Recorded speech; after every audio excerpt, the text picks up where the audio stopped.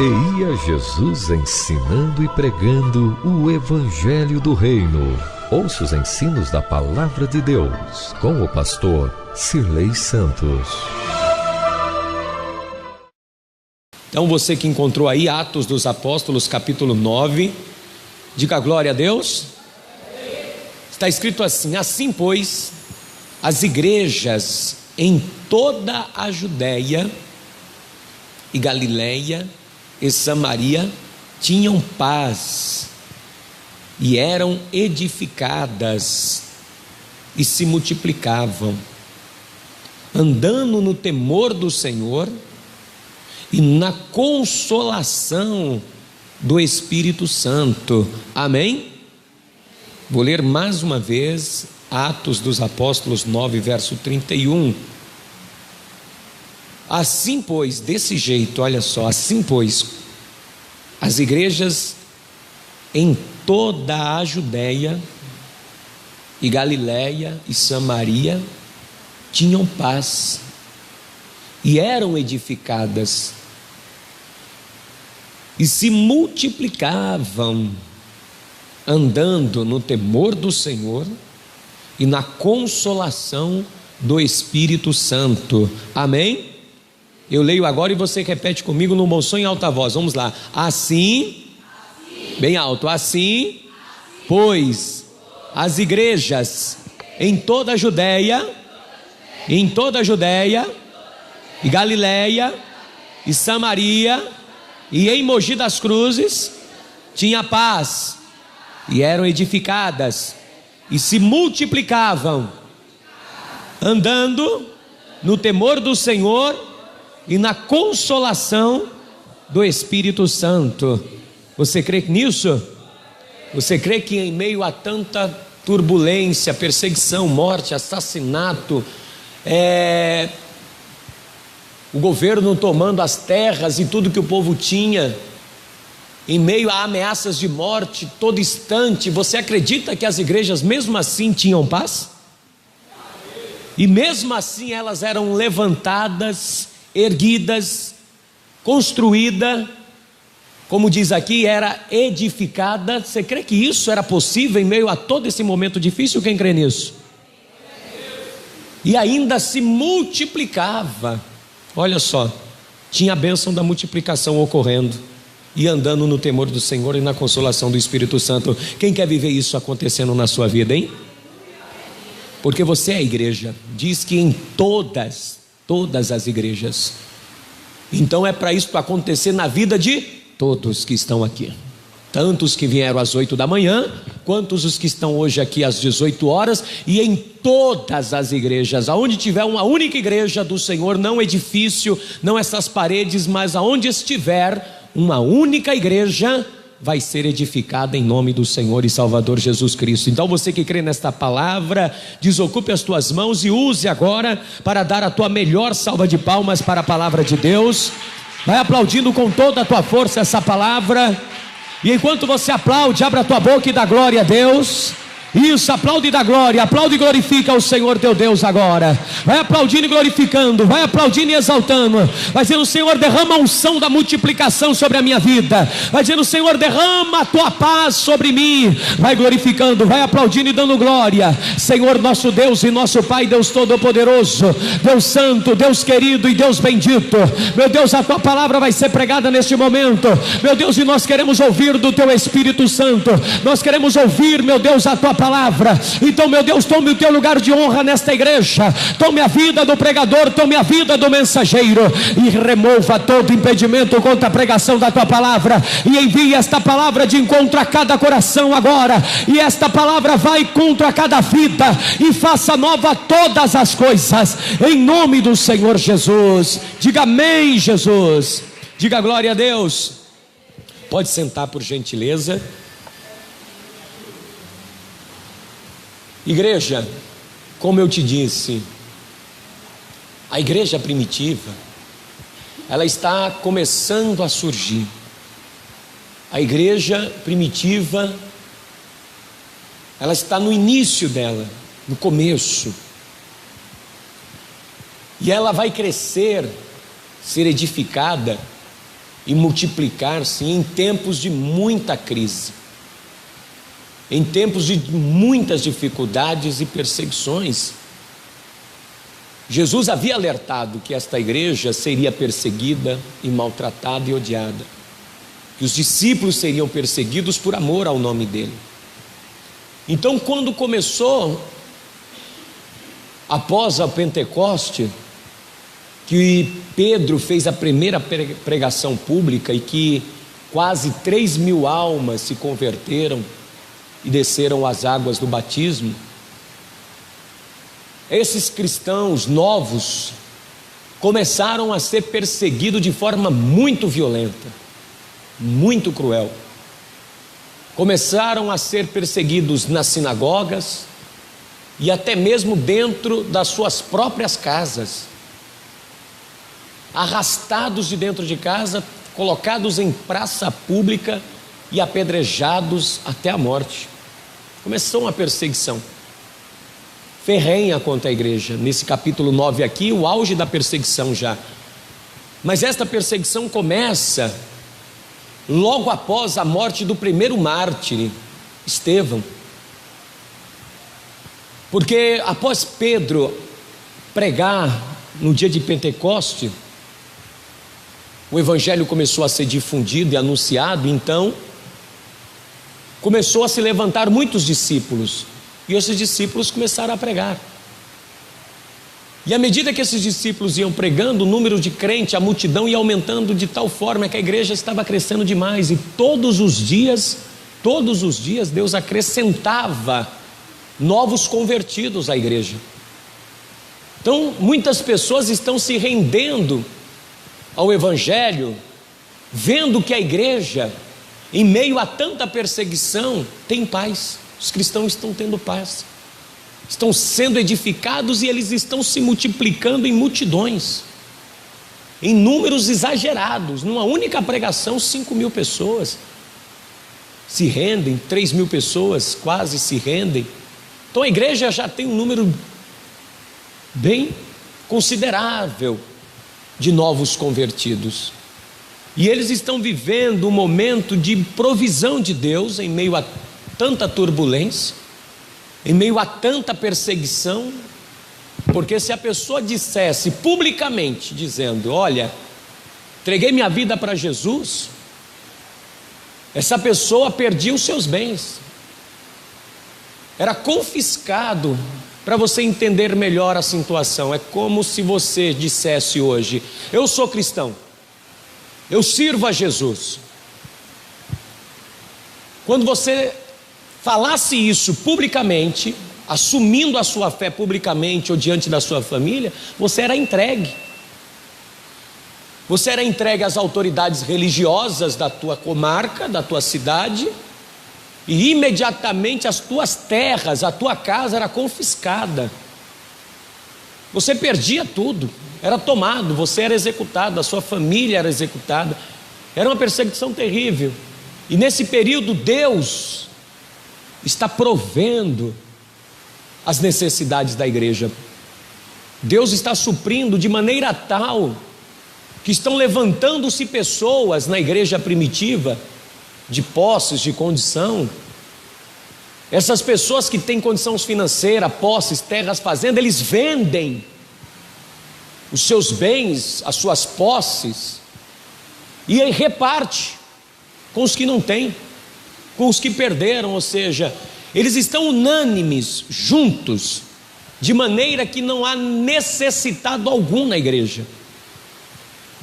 Eles vivem em tamanha paz e harmonia que Deus não permite que a igreja, mesmo sendo perseguida, odiada, maltratada, passar necessidade. A igreja está sendo suprida em todos os aspectos.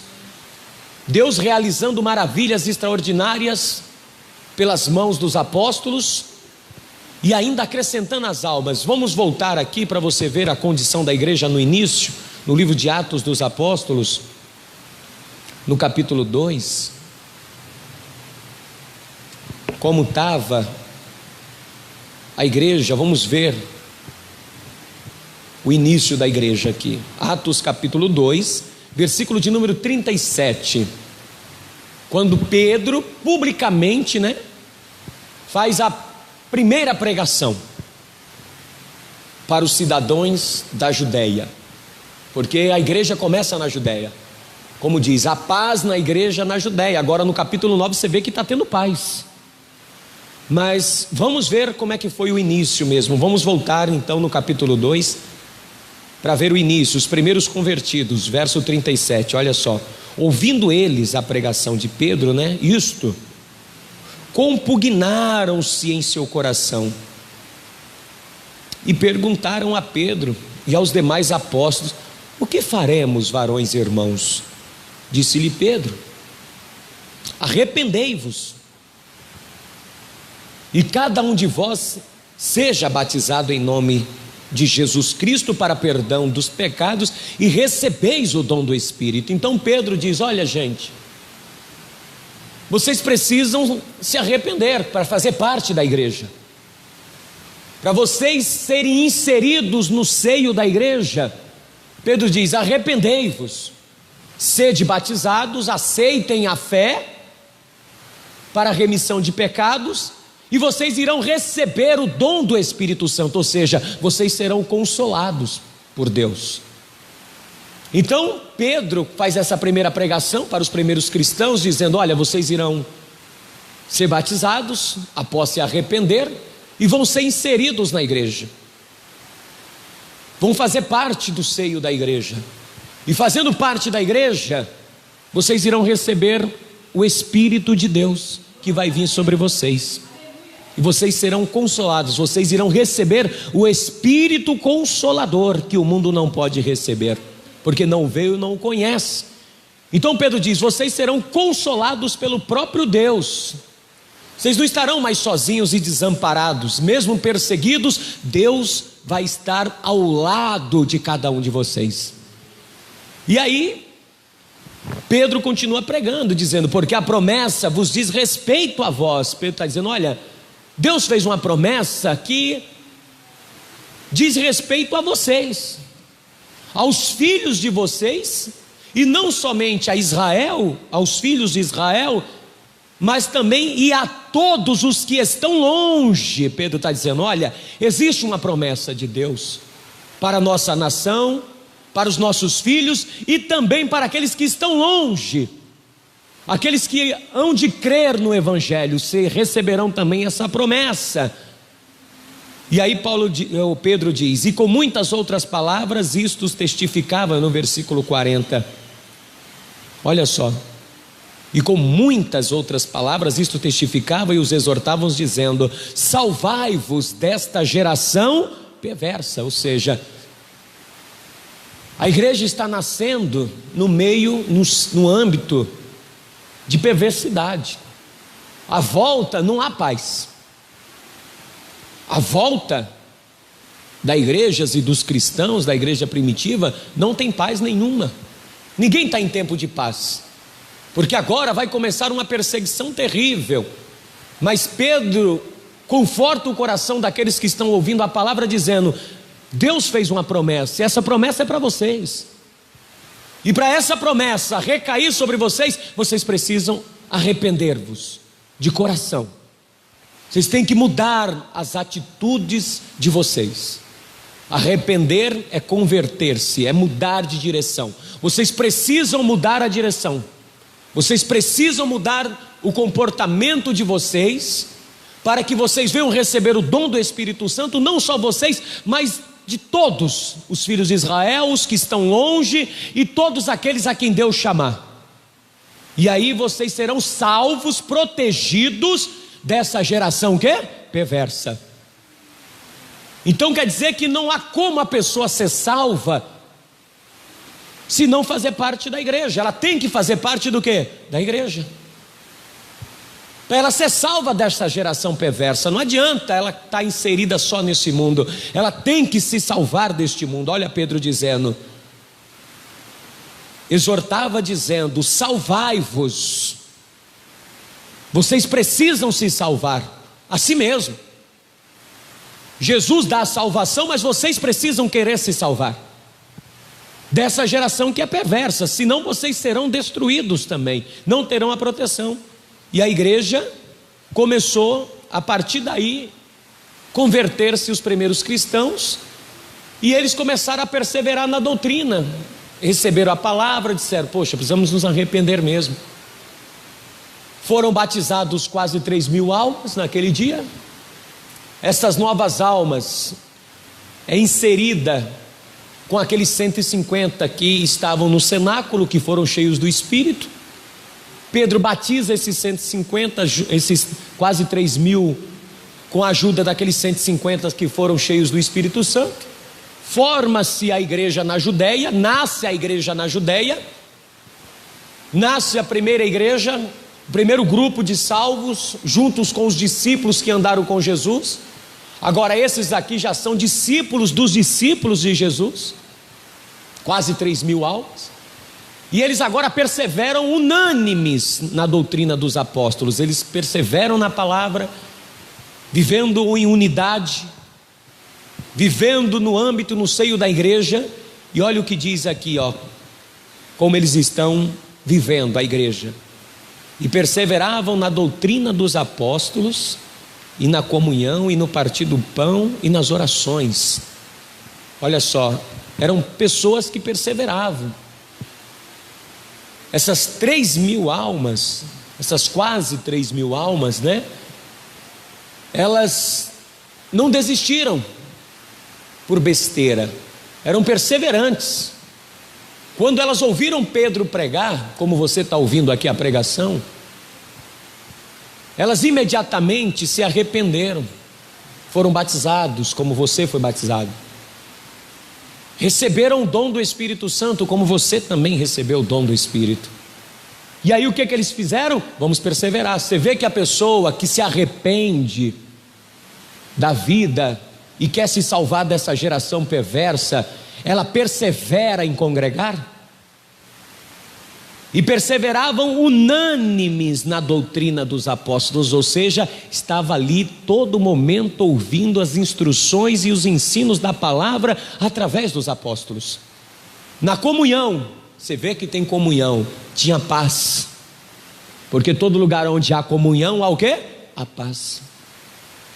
Brotou a paz, e esta paz trouxe comunhão, e a igreja está sendo o quê? Edificada. E o que está acontecendo? Multiplicação. Porque esta comunhão, que é no partir do pão e também nas orações, veja que eles se reuniam para orar. A igreja se reunia, tinha costume de orar. Hoje as igrejas dificilmente oram. Dificilmente você vê círculo de oração nas igrejas, já nem existe mais as senhorinhas do círculo de oração, é poucos lugares que existem ainda. As pessoas não se reúnem mais para orar, porque não precisa mais orar não. Nós temos já a mídia, nós nos comunicamos pela mídia e etc e tal, não precisa nos reunirmos mais para orar. Mas a igreja perseverava na doutrina dos apóstolos, na comunhão, no partir do pão e nas orações, e em cada alma havia temor. Olha aí, brotou o temor. A igreja está com paz, sendo edificada, como diz lá em Atos 9,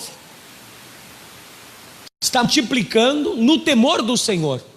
Veja que cada alma havia temor, e em cada alma, olha só, em cada um tinha temor de Deus. Você vê que hoje as pessoas dentro da igreja não têm temor?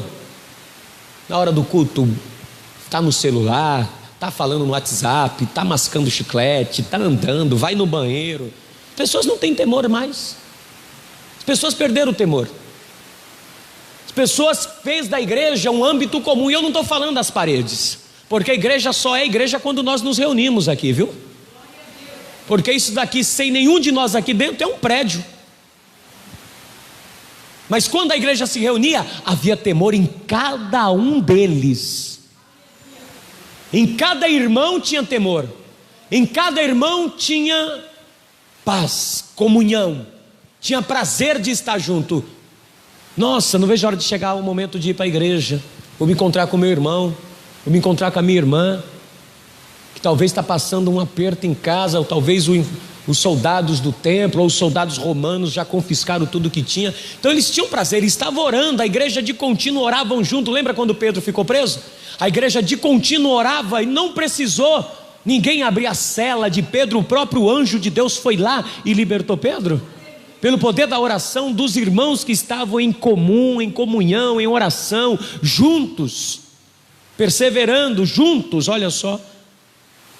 E muitas maravilhas e sinais se faziam pelos apóstolos. Todos os que criam estavam o que, igreja? O que está escrito aí? Você vê que a pessoa hoje diz, não vou para a igreja não. Como é que a pessoa não vai para a igreja dizendo que é da igreja? Porque se a igreja tem que estar junto ou separado? Então uma pessoa que diz, eu não preciso ir para a igreja, ela não é igreja. Porque se a igreja tem que estar onde? Todos juntos. Todos juntos. Hoje nós temos dias de culto. Aqui na nova geração é quarta, sexta e domingo. Em outras é na terça, na quinta e no domingo. Mas eles eram todos os dias. Não tinha dia de culto. O culto era todo dia, de segunda a segunda, de sábado a sábado, de domingo a domingo.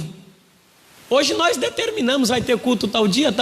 E quando dá vai em 1 ou 2 ou 3 no máximo, quando não vai só uma vez na semana. Mas eles todos os dias, no templo e nas casas, olha só, verso 44, todos os que criam estavam juntos e tinham tudo em comum. Olha só, estavam juntos e tinham tudo em comum. Ninguém era mais do que ninguém. Rico e pobre, miserável, doente, santo, sacerdotes, levitas, mundanos, todos juntos no mesmo lugar e vivendo de igual modo. Ninguém era mais do que ninguém. O que tinha terra não era mais do que o que não tinha. Quem tinha posses não se achava mais do que no que não tinha. Pelo contrário, tinham tudo em comum. Todos viviam em comum, iguais. Hoje a pessoa tem um saláriozinho melhor, já quer ser mais do que todo mundo. Hoje, porque tem uma roupinha melhor, ou tem um carro melhor, se acha mais do que os outros dentro da igreja, e é tratado melhor do que os outros, porque, não, vamos tratar esse irmão porque ele tem condição. Não, todos tinham tudo em comum, era igual diante de Deus. Ninguém era melhor do que ninguém. Ninguém era mais especial do que o outro. Desde os apóstolos que andaram e comeram com Jesus, com o mais novo convertido, eram iguais, eram em comum.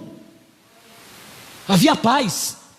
Hoje não há paz, porque o apóstolo se acha mais do que o pastor se acha mais do que o evangelista se acha mais do que o diácono se acha mais do que o membro se acha mais do que todo mundo porque é dizimista.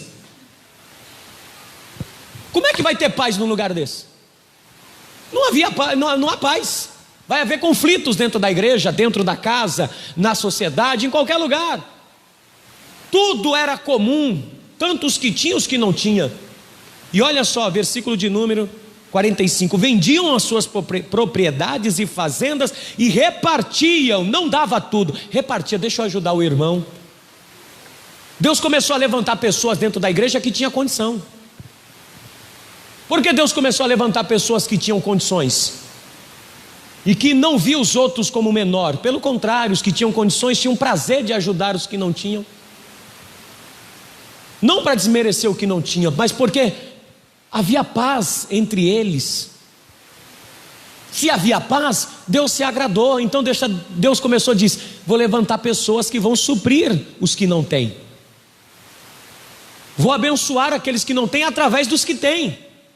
Então os que tinham, pegavam o que tinha, vendia fazendas e propriedades e repartiam com todos. Não era com um e outro. Não fazia acepção de pessoas. Não havia acepção dentro da igreja. Eu gosto desse daqui, então eu vou ajudar esse daqui. Eu acho esse aqui mais bonito, esse aqui faz meu tipo. Eu tenho mais afinidade com esta daqui, então eu vou ajudar essa daqui. Eu tenho mais afinidade com esse daqui, então eu vou ajudar. Não, eles ajudavam todos.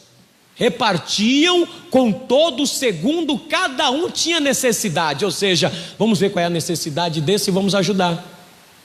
E o primeiro aqui nós vamos saber no capítulo de número 4, que fala do nome dele, que é Barnabé, filho da consolação, levita natural de Chipre, que tendo uma propriedade vendeu e trouxe aos pés dos apóstolos. Outro casal que tinha condição na igreja primitiva, que fez diferente, que queria trazer contenda, Ananias e Safira, mas morreu logo, porque a atitude deles iria causar o que na igreja? Perturbação. Não ia trazer paz, não ia trazer comunhão, não ia edificar ninguém, não ia trazer multiplicação, e Ananias e Safira logo morrem. Mas olha só, eles estão unânimes, e olha só, verso 46, e perseverando unânimes todos os dias. Você reclama que tem que vir 3 vezes na igreja, ainda bem que você não nasceu há 2000 anos atrás, né? Porque senão você ia desistir.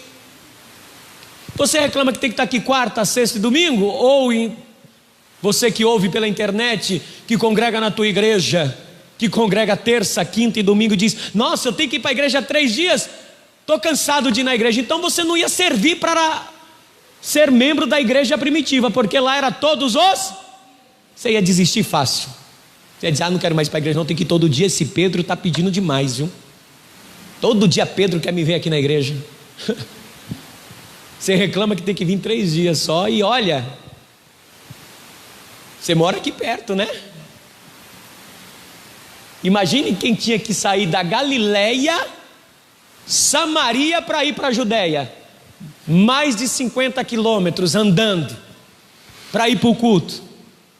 Você andou 5, 6, 10 quilômetros no máximo para vir até aqui, e talvez você ache que já é um absurdo. 3 vezes na semana, e na igreja primitiva que era todos os dias. Todos os dias estavam lá, olha só, e deixa eu te dizer, o congregar deles era muito forte. Por quê, pastor? Eles congregavam na igreja, o culto acabou lá no templo, eles iam para as casas. Vamos fazer culto em casa. Acabou o culto na igreja hoje, nós vamos fazer nas casas. Olha só, versículo de número 46. E perseveravam unânimes, ou seja, não era um e outro não, era todo mundo tinha o mesmo pensamento. Hoje você diz: irmão, vamos orar. Um diz que não vem, o outro diz que não tem isso, outro diz, um puxa para um lado, outro puxa para o outro. Que igreja que vai ganhar almas assim, minha gente? Olha só, e perseverando unânimes todos os dias. Essa é a base da igreja. Aqui é a verdadeira igreja primitiva. Nós temos que aprender esse modelo e aplicar esse modelo de igreja, porque é essa igreja aqui que vai promover salvação no reino de Deus. É essa igreja que Jesus deixou na terra. Não foi as igrejas institucionais com CNPJ, ainda que hoje é exigido o CNPJ para prestar contas à Receita Federal e ao governo, mas a igreja, o modelo dentro da igreja funcional é este que eu estou lendo aqui para você. Tem que estar dentro desse modelo e padrão, e temos que se enquadrar à Bíblia, temos que praticar isso. E perseverando unânimes todos os dias no templo e partindo o pão em casa. Ou seja, era no templo de Jerusalém, quando tinha um templo, saíam do templo da adoração e diziam: vamos para a casa de quem fazer o culto hoje? Vamos para que casa hoje? Vou na minha, João Marcos, na casa da minha mãe, na casa de fulano. Você vê que quando Pedro foi preso, estava tendo culto na casa de João Marcos, mãe dele, na casa de Maria, mãe dele, mãe de João Marcos.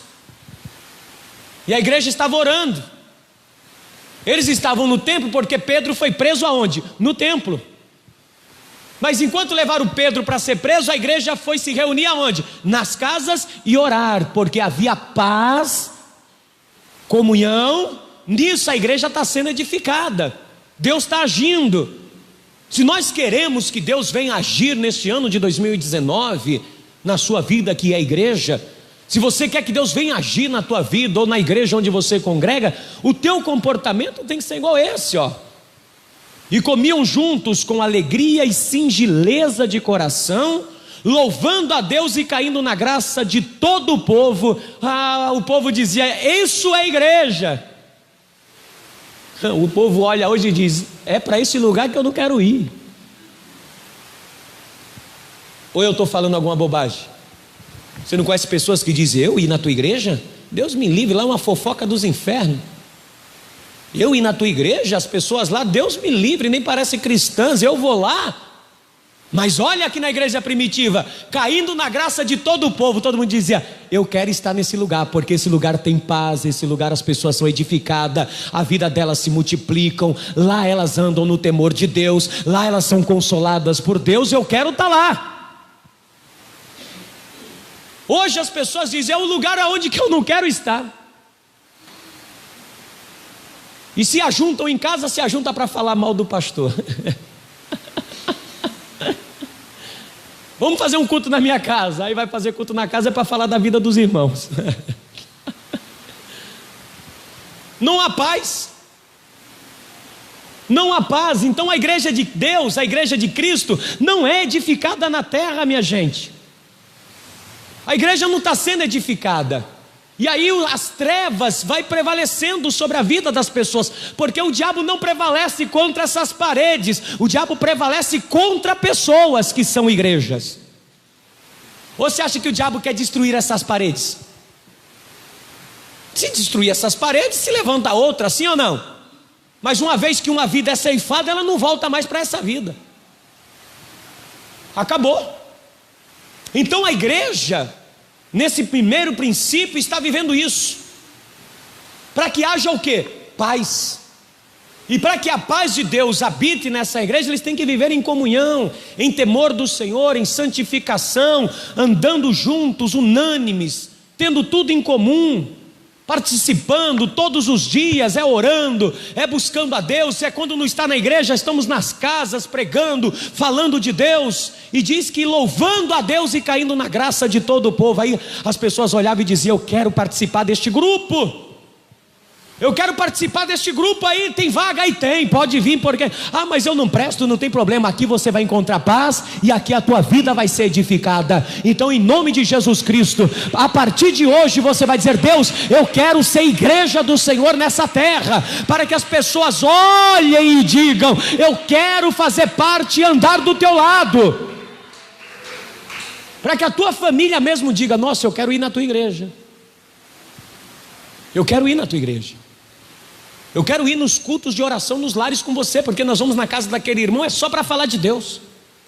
E quando nós chegamos lá, só fala-se de Deus. É tão bom ficar na casa daquele irmão. Então eles faziam isso todos os dias. E o que Deus fazia? A multiplicação acontecia. Olha a multiplicação aqui no versículo de número 47.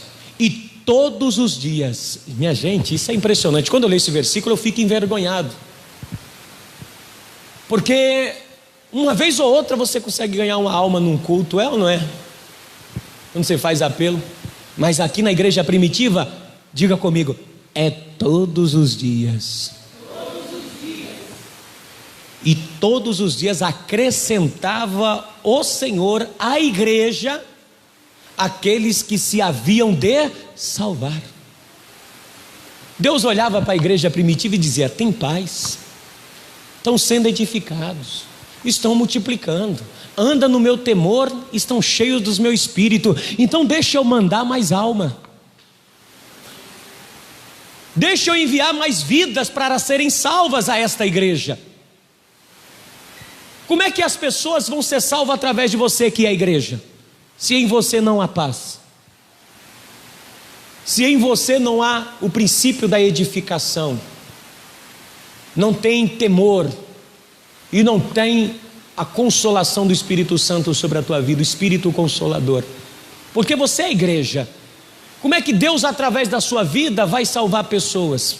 Tem que haver paz, tem que haver paz. E nesse momento a igreja está vivendo tudo isso. E aí o primeiro mártir vai surgir, Estevão. A igreja vivendo todo este auge, a igreja pegando fogo, minha gente, comunhão, paz, multiplicação, alma sendo salva todo dia, estão no templo, nas casas todos os dias, tudo em comum, sendo providos, não faltando nada para eles, Deus provendo tudo, ninguém na igreja está tendo falta de coisa alguma, porque é repartido de igual modo para todos, a bênção quando chega para todo mundo. Não é só um que recebe uma benção aqui, o outro fica lá e eu. Não, todos eram abençoados de igual modo, está todo mundo sendo abençoado. Deus quer abençoar toda a igreja, Deus não quer abençoar um e outro, Deus quer abençoar todos dentro da igreja, todos têm que estar abençoados. E aí, neste auge, Estevão, cheio do Espírito Santo, começa a evangelizar. E Estevão começa a pregar para um grupo de pessoas. E Estevão começa a lançar na face das pessoas que elas não são salvas. Ele começa a trazer uma pregação muito severa, como João Batista mesmo pregou, dizendo que os filhos de Israel são incircuncisos de coração, traidores e homicidas. Quando Estevão começa a pregar isso, a multidão fica enfurecida com Estevão, a ponto de ranger os dentes, de raiva com o que Estevão está ministrando. Porque Estevão vai pregar o seguinte, vai comigo aqui no capítulo de número, passa mais algumas folhas, olha só, quando Estevão, primeiro mártir, vai ser morto, capítulo de número 7, no versículo 51, quando Estevão está concluindo a pregação. Eu não vou ler toda a pregação de Estevão, é muito comprida, extensa, mas a pregação dele começa ali no capítulo 6, a partir do versículo 8, é extensa, eu não vou ler toda a pregação dele, porque ele começa a pregar desde Moisés e vai até a cruz, falando para todo mundo, mostrando por A mais B que Jesus Cristo é o Filho de Deus e que morreu para a salvação. E ele vai concluir a mensagem dele dizendo assim, ó, acompanhe, capítulo 7, versículo 51, quem encontrou diga glória a Deus. Ele conclui assim: homens de dura cerviz e incircuncisos de coração. Olha aí, pastor, o que é dura cerviz? Alguém que não se curva, se rende, é alguém com isso aqui duro, ó, com a cerviz dura. Então Estevão está dizendo, vocês não são quebrantados, vocês não se aquebrantam, e se não se quebrantar, vocês não podem fazer parte da igreja, porque o coração de vocês são incircuncisos de coração. Vós sempre resistes ao Espírito Santo, assim vós sois como os vossos pais. Estevão diz, olha, vocês são semelhantes aos pais de vocês, que não deram ouvidos aos profetas, e não se arrependeram, coração endurecido. Então vocês não podem fazer parte da igreja de Cristo, comportando-se desta forma. Vocês não se arrependem dos pecados de vocês, vocês não se arrependem do erro, e nem muito menos transformam o coração de vocês. E aí Estevão diz, a qual dos profetas não perseguiram os vossos pais? Aí Estevão diz, os pais de vocês não perseguiam os profetas que falavam a verdade em nome de Deus, para que vocês se convertessem? Até mataram os que anteriormente anunciaram a vinda do justo, do qual vós agora foste traidores e homicidas. Estevão diz, vocês, além de se comportar igual aos pais de vocês, vocês estão sendo traidores e homicidas, porque vocês concordaram em matar o justo. Ou seja, mas nós não matamos ninguém, mas vocês foram coniventes com a morte de Jesus, então vocês se tornaram participantes, então traidores e homicidas. Ou seja, quando você diz, pastor, eu não me intrometo, eu não sou do contra nem do a favor, cada um faz o que quer, não existe isso. Ou você é do lado que é justo, ou você é do lado que é injusto, não existe meio termo. Por isso que Estevão está dizendo, traidores e homicidas. Vocês quiseram ficar no neutro, mas não há neutralidade no reino dos céus. Ou você é do reino, ou você não é do reino. E vocês optaram em crucificar a Jesus, o justo, tornando-se traidores e homicidas. Vós que recebestes a lei por ordenança dos anjos e não aguardastes E olha só o verso 54: e ouvindo eles isto, enfureceram-se em seu coração e rangiam os dentes contra ele. Olha só que nestas pessoas não há paz. Você vê que Estevão quer que eles venham participar dessa paz. Estevão quer que eles sejam edificados. Estevão quer que eles sejam pessoas que se multipliquem nas bênçãos de Deus. Estevão quer que eles andem no temor do Senhor e sejam cheios do Espírito Santo também. Só que quando eles ouvem Estevão a falar isso, como que eles ficam? Com raiva. Muitas vezes você prega o evangelho para a pessoa dizendo: minha gente, olha, não é assim, você está errado, você tem que ter paz no coração, você tem que perdoar as pessoas, você tem que ser generoso, você tem que ser bondoso, você tem que ser honesto, você tem que ser justo. E é só da pessoa se arrepender e dizer: poxa, realmente, ela fica com raiva de você. E fica arranjando os dentes, mordendo a boca. Estou pensando que é quem? Então, mas você não quer quem para falar assim comigo? Estevão está indo para cima, está dizendo: olha, vocês são homicidas, traidores, o comportamento de vocês não estão conivente com o reino de Deus. E aí você fala para a pessoa, para ela mudar o comportamento, e ela não quer mudar o comportamento, minha gente, e ainda fica com raiva, range os dentes. E Estevão continua pregando. E olha só, quando Estevão diz que viu os céus abertos e o Filho de Deus assentado à mão direita de Deus, olha no verso 57: mas eles gritaram com grande voz, taparam os ouvidos e arremeteram-se unânimes contra ele. Eles não têm paz nenhuma dentro deles, gente. Você acha que alguém que tem paz dentro de si vai atacar o outro? Você acha que alguém que tem temor de Deus vai querer prejudicar o outro?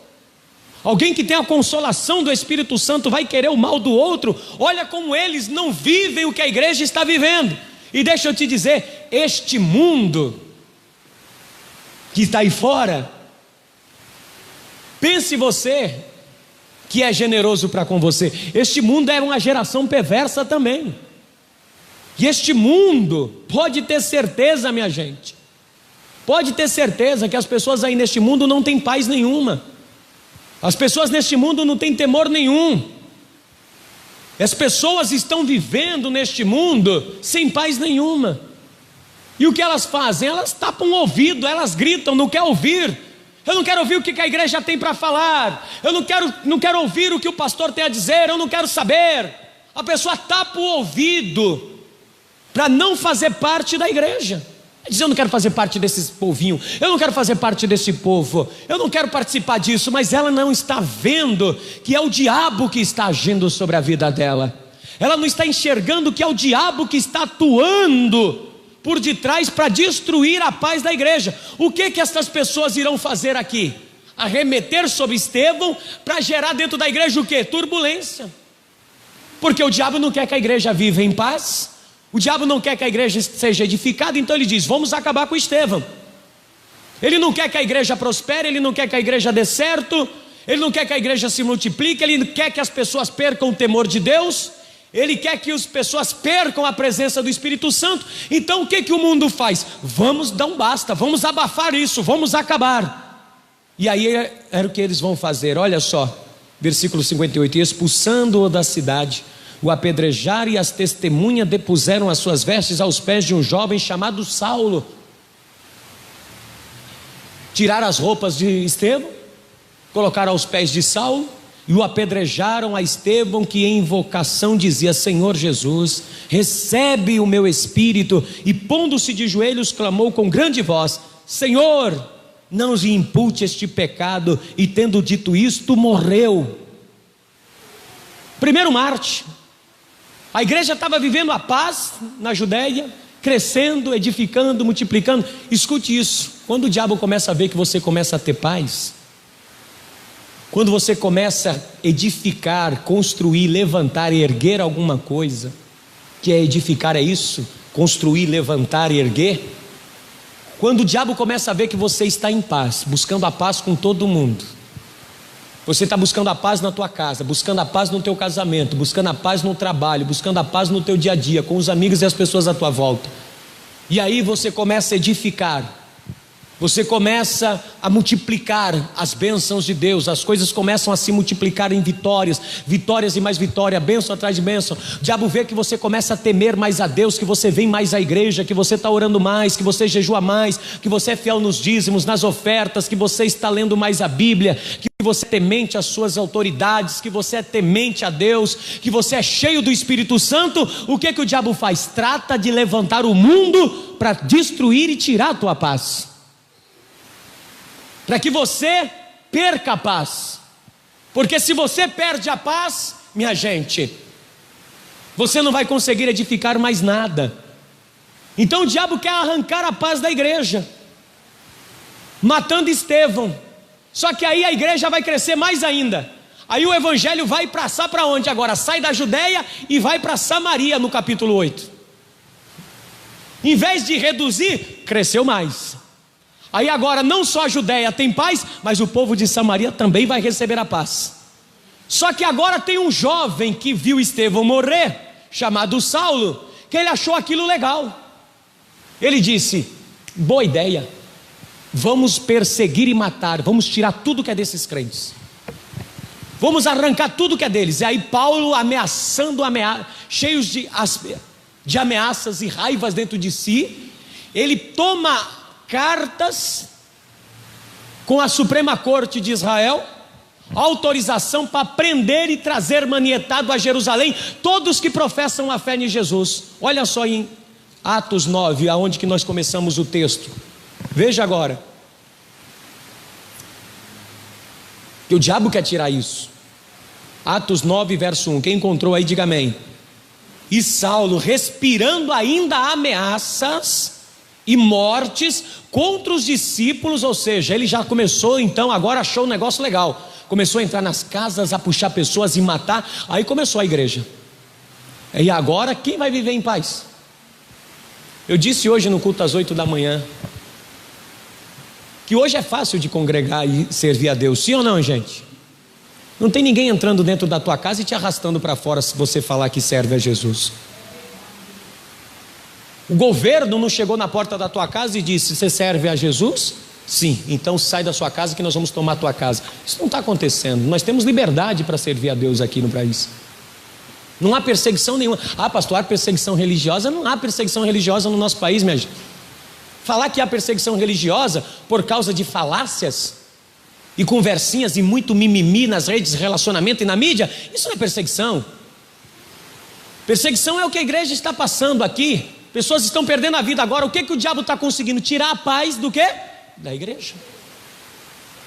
Para que a igreja não seja mais o quê? Edificada. A primeira coisa que o diabo vai fazer com você é tirar a tua paz. Tirando a tua paz, não consegue mais edificar nada. Você não vai conseguir mais levantar, erguer e construir nada. Ninguém que está sem paz consegue construir, levantar ou fazer alguma coisa. A pessoa que está em turbulência, vivendo um momento crítico e não tem paz, ela não consegue. E o que o diabo está implantando na igreja? Perturbação, ameaças, morte. Então os cristãos agora andam com o quê? Com medo, não tem paz. Se eu falar que sirvo Jesus, tem esse tal de Saulo aí que vai vir me matar. O cara é violento, o cara está decapitando e matando todo mundo, arrancando as mulheres, crianças de dentro de casa, puxando para fora e apedrejando. Então cadê a paz agora? Os cristãos estão sendo perseguidos por este Saulo. Olha só. E dirigiu-se ao sumo sacerdote e pediu cartas para Damasco, para as sinagogas, a fim de que, se encontrasse alguns daquela seita, quer homens, quer mulheres, os conduzisse presos a Jerusalém. Chegou na alta corte e disse: me dá um documento aí, que me autoriza a prender qualquer um, homem ou mulher, que professa uma fé em Jesus Cristo. Eu vou matar, vou arrancar para fora, vou prender, vou dar um basta neles, ou seja, vou tirar a paz deles. Vou tirar a paz. Então, minha gente, o diabo quer arrancar primeiro da igreja a paz da igreja. Um ambiente onde não tem paz não vai conseguir a edificação, e por fim não há multiplicação, e as pessoas perdem o temor de Deus. Por quê? Elas não vão mais servir a Deus com medo, porque não tem paz. E aí elas não vão temer mais a Deus. Não temendo mais a Deus, o Espírito Santo se afasta. Não há consolação do Espírito. Então a igreja tinha que combater de forma ferrenha esta perseguição. Eles teriam que acreditar que eles estavam vivendo na paz de Deus mesmo na perseguição. E aí Paulo, que vai se tornar Paulo ainda, Saulo de Tarso, pega a carta e vai, mas no meio do caminho cai do cavalo, fica cego, e Deus vai dizer a Ananias, dizendo: Ananias, este para mim é vaso escolhido, vou mostrar para ele o quanto deve padecer por causa do meu nome. Ou seja, esta perseguição que Paulo está dentro dele, Deus não vai matar, porque Paulo não tem paz dentro dele. Paulo está com raiva dentro dele, Paulo está com ira dentro dele, Paulo está com amargura dentro dele, Paulo está com muito fervor de raiva, a ponto de querer matar qualquer um. Então Deus está dizendo: eu vou transformar essa amargura, essa raiva, essa ira em paz, eu vou trazer ele para o reino de paz, e ele vai padecer por amor do meu nome. Ou seja, o que ele semeou, ele vai colher.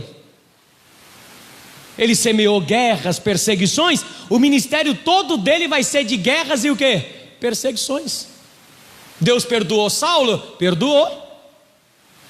Deus fez dele um grande apóstolo? Fez. Mas aonde ele chegava, ele não tinha paz exterior, tinha paz interior, mas a volta dele era perseguição. Ele apanhava, ele sofria, ele padeceu muito por amor ao evangelho.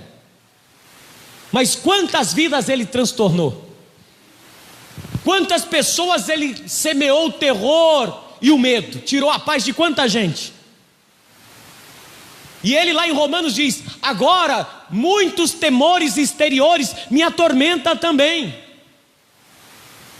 Olha só Paulo, minha gente, que era um homem que não levou paz.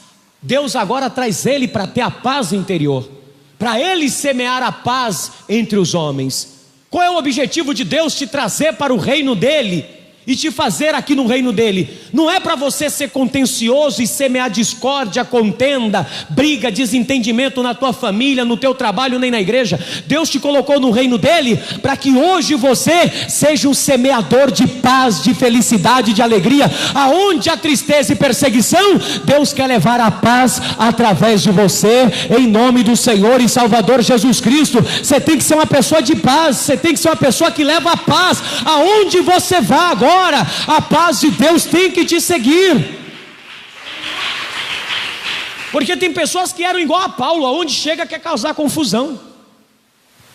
Tem pessoas que eram igual aquele povo, quer tirar a paz dos outros.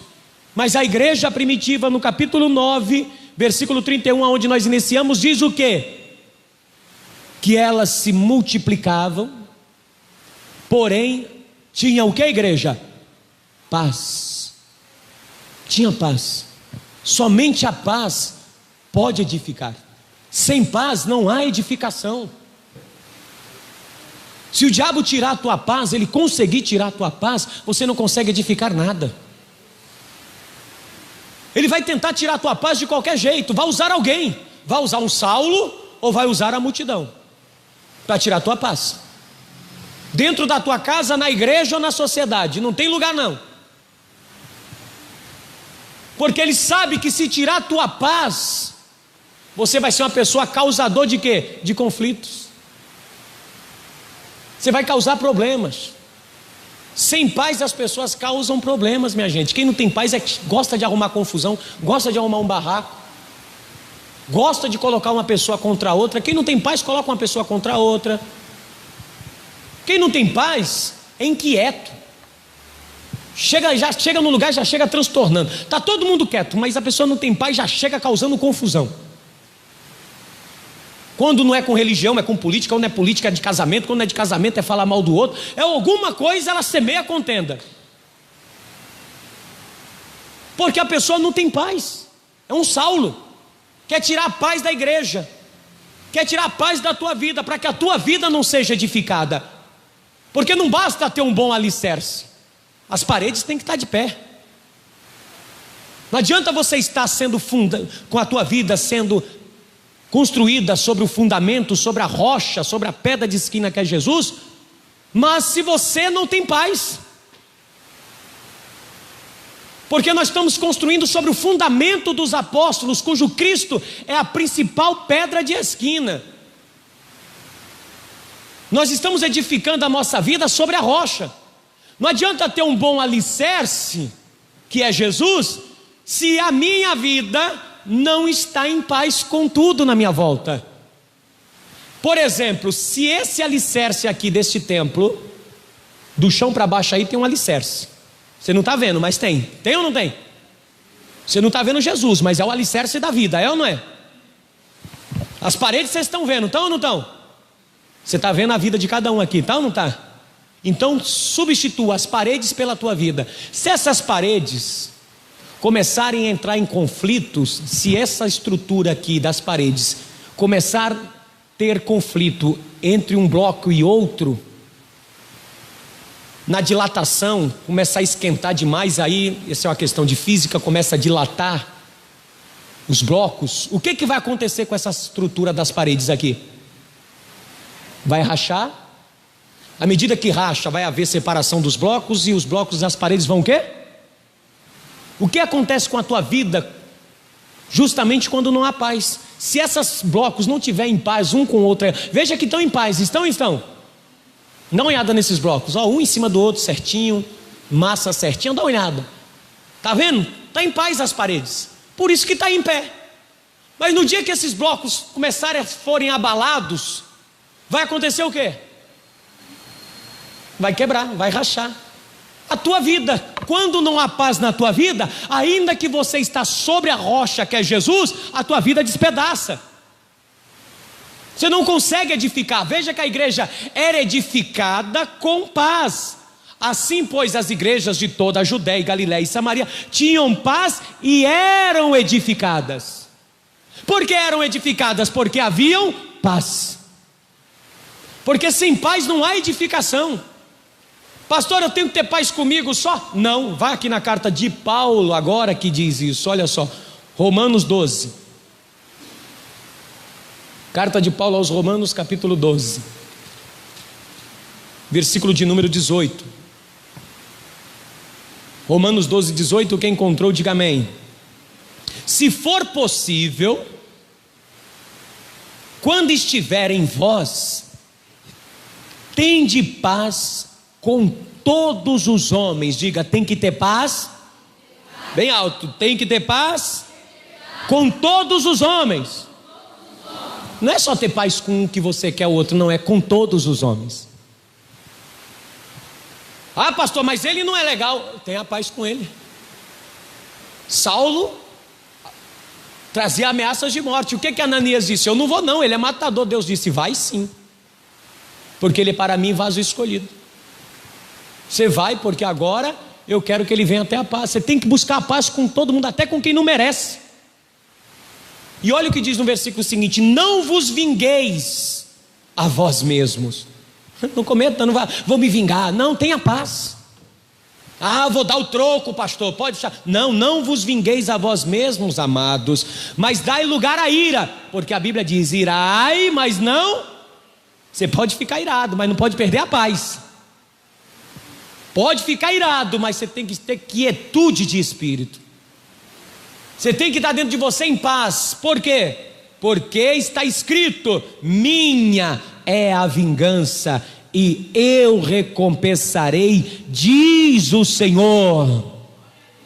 Portanto, se o teu inimigo tiver fome, dá-lhe de comer, tenha paz com ele. Se tiver sede, pastor, ele está com sede, vou matar ele de sede, dá-lhe de beber, porque fazendo isto, amontoará brasas de fogo sobre a tua cabeça. Não te deixes vencer do mal, mas vença o mal com o bem, em nome de Jesus Cristo. Tenha paz com todos os homens, e Deus vai fazer com que a tua vida seja levantada, construída e edificada. Se a tua vida estiver caída, Deus levanta do pó da terra, minha gente.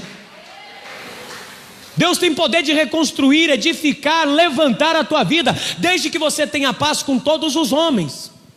Olha só em Romanos 14, 17 agora. Olha só o que o reino de Deus é.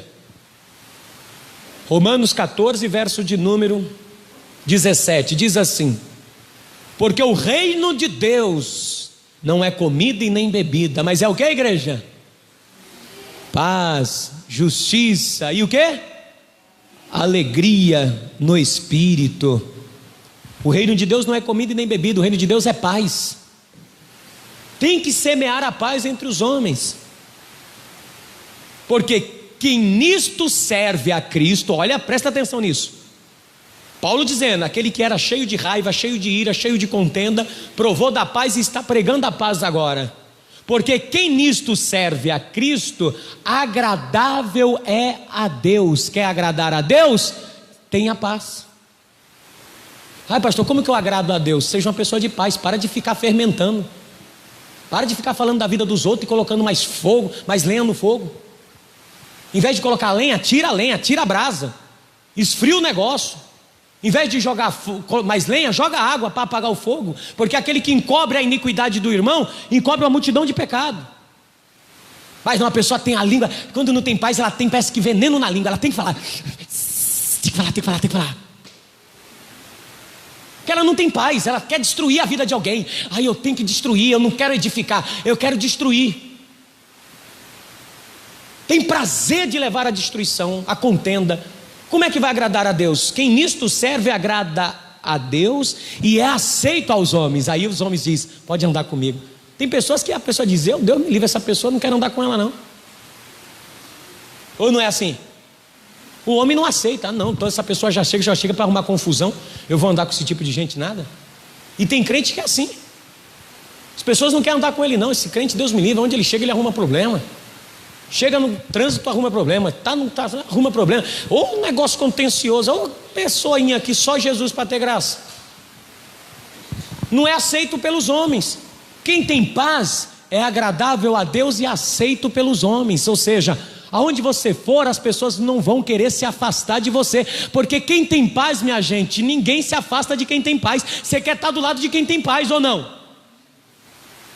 Eu vou andar mais com essa pessoa não, misericórdia.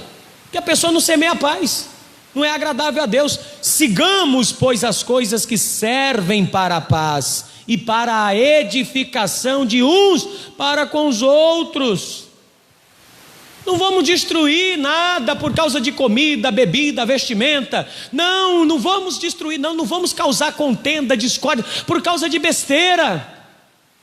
Sigamos a paz e a edificação de uns para com os outros. Temos que buscar isso, minha gente.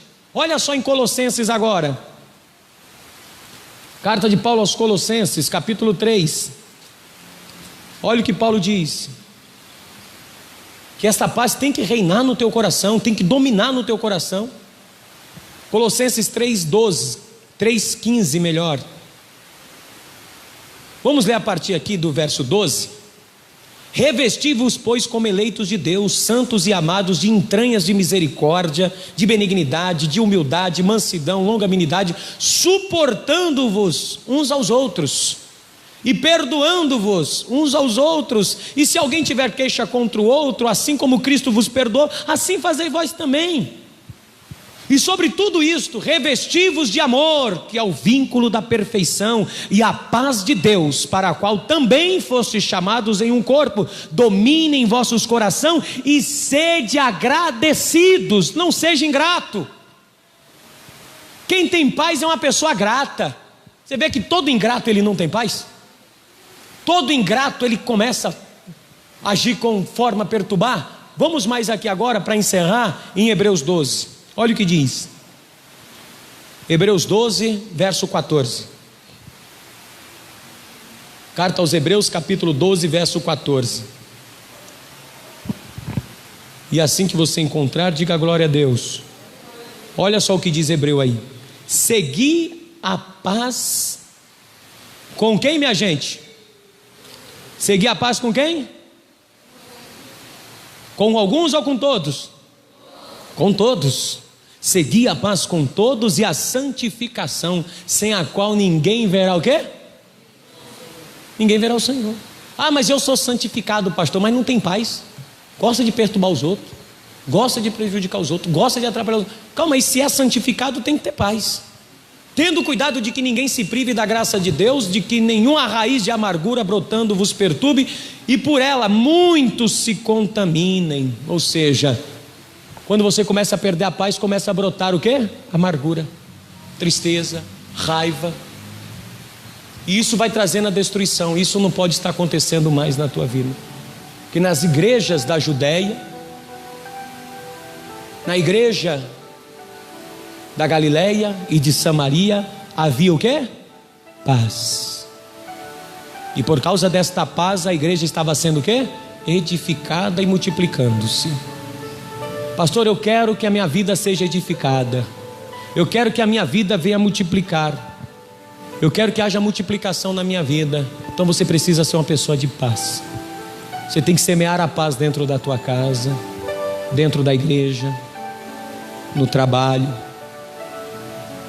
Tem que ser uma pessoa de paz. Você não pode estar semeando contenda por aí. Não pode ser contencioso. Porque se não há paz em vós, você não verá a graça de Deus sobre a tua vida. Você não vai receber o favor imerecido de Deus sobre você. Por isso é importante você que está aqui nessa noite, entenda que sem paz, essa quietude de espírito que há dentro de você, se você não conseguir ter paz, você não consegue ter o controle das coisas e nem da vida. Pastor, como eu vou ter autoridade? Seja uma pessoa de paz. Como é que eu vou ter autoridade sobre o meu filho? Gritando? Berrando? Com paz. A paz você consegue semear Deus na pessoa. Sem paz e sem santificação não tem como. Não tem. Mesmo em meio às perseguições, às lutas, você tem que ter a paz de Deus. Jesus disse assim: deixo-vos a minha paz eu vou lá dou. Não vou lá dou como o mundo a dá. O mundo dá uma paz mentirosa, passageira. Não vou lá dou como o mundo a dá. O mundo vai até querer te dar uma paz, mas esta paz logo você se aborrece e perde ela. Mas a paz que de Deus, pelo fruto do Espírito, porque Gálatas 5:22, o fruto do Espírito é paz. Quando o Espírito Santo cria paz dentro de você, fica muito mais fácil construir. Eu te pergunto, é mais fácil construir em tempo de paz ou em tempo de guerra? Tempo de paz. Em guerra você constrói e vem alguém e o quê? Derruba. Você vem, constrói e vem alguém e derruba. Você constrói e vem alguém e bota para baixo. Mas quando você tem paz com todos os homens, tudo que você constrói, tudo que você ergue, tudo que você levanta, permanece de pé, para que o nome de Deus seja glorificado através da sua vida, em nome de Jesus Cristo. Para que tudo que na tua vida não caia mais. Tenha paz. Pastor, eu não quero cair na fé, eu não quero que a minha vida venha despencar. Tenha paz. Tenha paz que nada da tua vida vai cair, vai permanecer de pé e consolidado pelo nosso Senhor e Salvador Jesus Cristo. Coloque-se de pé por gentileza agora.